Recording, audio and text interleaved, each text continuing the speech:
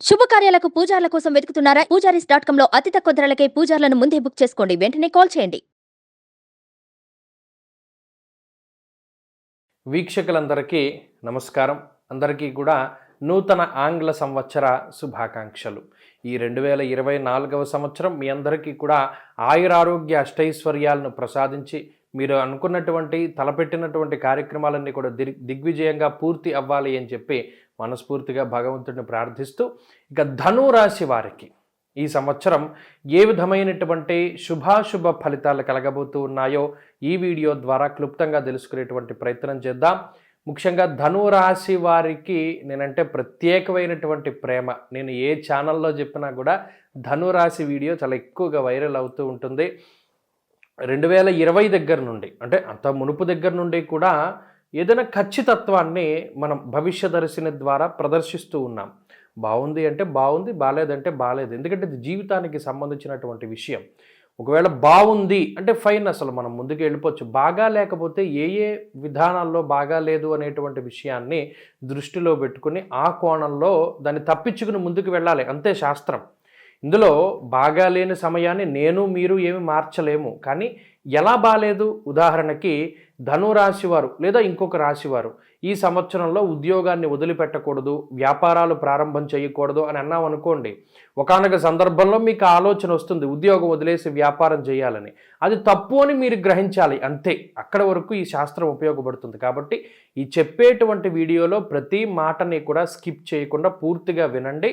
మంచి చెడు అవగాహన వస్తుంది ఈ సంవత్సరంలో, అంతే. అవగాహన కోసమే వీడియో, తప్పితే ఇంకేమీ కాదు. కాబట్టి ధనురాశి వారు ప్రత్యేకించి ఈ వీడియోని వదిలిపెట్టకుండా పూర్తిగా చూడండి, మీకు ఒక అవగాహన వస్తుంది. ఇందులో ఈ రాశ్యాధిపతి గురుగ్రహం, ధనురాశికి అధిపతి గురుడే కదా, మీకు కూడా తెలుసు కదా. ఈ గురుడు మే నెల 1వ తారీఖు వరకు పంచమ కోణమందు ఆయన సంచారం చేస్తారు. గురుడు ఏ కోణంలో అంటే 1 కానీ 5 కానీ 9 కానీ ఈ 3 స్థానాల్లో సంచారం చేయడం అనేటువంటిది అత్యంత శుభమైనటువంటి పరిణామం. ఎందుకంటే 1లో ఉన్న, 9లో ఉన్న, 5లో ఉన్న 3 కోణాల మీద గురుని యొక్క దృష్టి ఉంటుంది.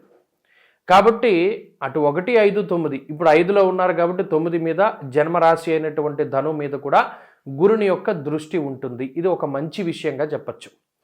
ఈ గురుబలం ఎప్పటి వరకు ఉంది? మే నెల 1 వరకే ఉంది. మరి ఆ తర్వాతనో అక్కడే ఒక విషయాన్ని దృష్టిలో పెట్టుకోవాలి. గురుబలం తగ్గుతోన్నది, అర్ధాష్టమ రాహు యొక్క ప్రభావం ఉంటుంది. మరి ఈ సంవత్సరం అంతా కూడా మిమ్మల్ని కాపాడేటువంటి గ్రహం ఎవరైనా ఉన్నారు అంటే అది ఒక శనేశ్వరుడే.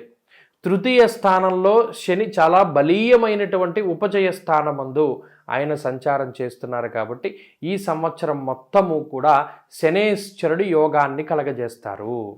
కాబట్టి ఏదో ఒక గ్రహం యోగిస్తే చాలు. ఎందువల్ల అంటే 3 దీర్ఘ సంచార గ్రహాలు ప్రతికూలంగా ఉండడం వేరు, ఏదో ఒక గ్రహం అనుకూలంగా ఉండడం వేరు.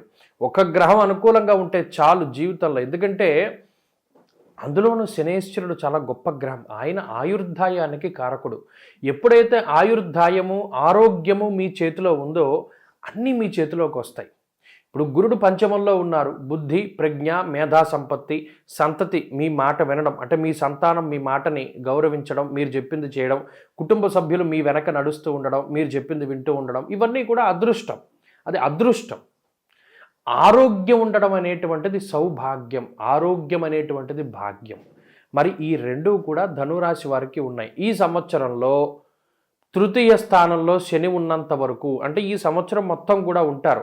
మధ్యలో శని వక్రిస్తారు, వక్రించినా కూడా వెనకకి ప్రయాణం చెయ్యరు. కాబట్టి వక్రించినటువంటి ఫలితం కూడా మంచి ఫలితమే వస్తుంది. తృతీయ స్థానంలో స్త్రీ భోగంచ మనస్సౌఖ్యం బుద్ధి యత్నాదిసిద్ధికృత్ అన్నారు శాస్త్రవచనం.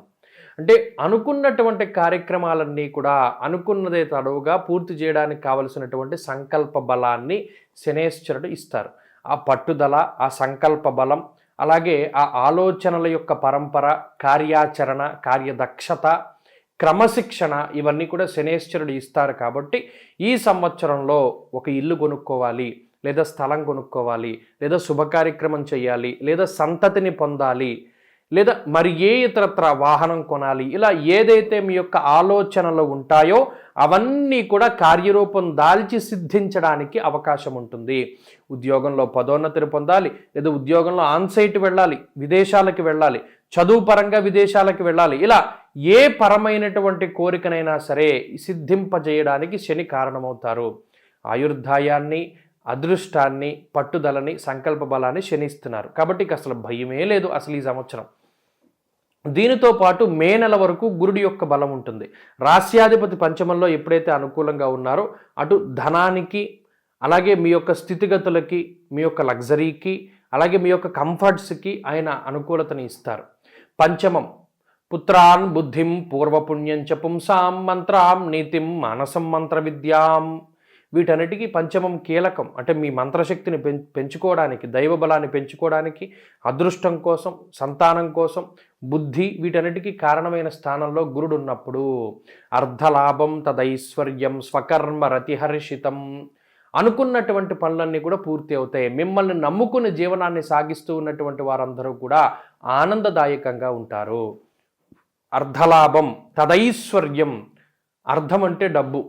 అర్థం అంటే డబ్బు వచ్చింది, ధనంతో పాటుగా ఐశ్వర్యం పెరిగింది. అంటే వచ్చిన ధనాన్ని సక్రమంగా వినియోగించుకున్నారు. మీకు 10 రూపాయలు వచ్చింది, 10 రూపాయలు పెట్టి ఇల్లు కొనుక్కున్నారు, లేదు ఇల్లు కట్టుకున్నారు.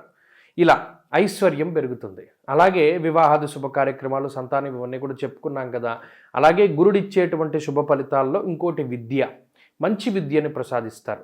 ఒకవేళ ఉద్యోగంలో మంచి విద్య దొరికి ఆ విద్య ఉద్యోగం యొక్క కృషితోటి మీరు మరింత ఉన్నతమైనటువంటి స్థితికి వెళ్ళడానికి కూడా ఈ గ్రహస్థితి కారణమవుతుంది. ఇలా మే వరకు ఉన్నటువంటి గురుబలం వల్ల అదృష్టాన్ని పొందుతారు. మరి మే దాటిన తర్వాత మాత్రం కొంత జాగ్రత్తగా ఉండాలి. అర్ధాష్టమ రాహు ఫలితాన్ని ఇవ్వడం ప్రారంభం చేస్తారు. గురుబలం తగ్గుతూ ఉంటుంది. దారా పుత్ర విరోధస్య స్వజనే కలహస్తదా. మే నెల వరకు మీ వెన్నంటి నడిచినటువంటి కుటుంబ సభ్యులు, పిల్లలు, పరివారము, పుత్రులు, వీళ్ళందరూ కూడా ప్రతికూలం అవ్వడానికి అవకాశం ఉంటుంది. మీరు చెప్పినటువంటి మాటను లెక్క చెయ్యక, వినక, గౌరవించక, కొంత మీకు వ్యతిరేకమైనటువంటి నిర్ణయాలు తీసుకోవడానికి, మీకు వ్యతిరేకమైనటువంటి వ్యక్తులతో వాళ్ళు సంభాషణ చేయడానికి అవకాశం ఉంటుంది. కాబట్టి దానికి తగ్గినటువంటి ప్రణాళికల్ని సిద్ధం చేసుకోవాలి. అర్ధాష్టమ రాహు, మరలా అర్ధాష్టమం అంటే బంధుస్థానం. అది బంధుభావేన బంధుశ్చ గృహం మాతృబలం సుఖం.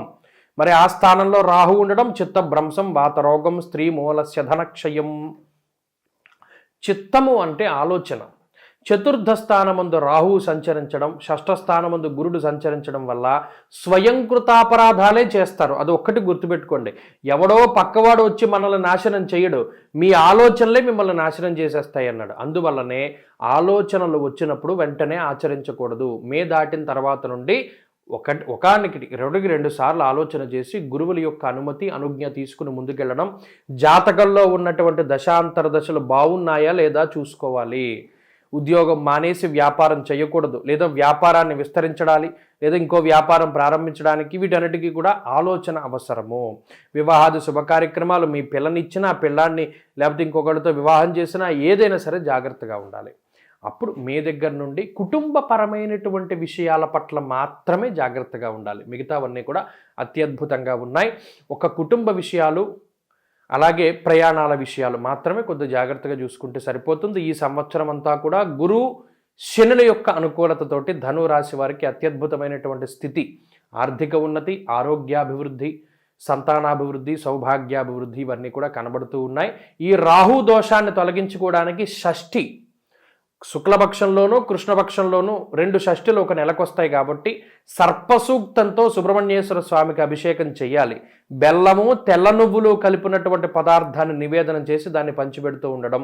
అలాగే సర్పసూక్తంతో సుబ్రహ్మణ్యేశ్వర స్వామికి అభిషేకం చేసిన అనంతరం మినుములు, మినప్పప్పు, వీటితో చేసినటువంటి పదార్థాన్ని దానం చేయడం, లేదా మినుములను దానం చేయడం ద్వారా రాహు ఇచ్చేటువంటి ప్రతికూల ఫలితాలు తగ్గుముఖం పడతాయి.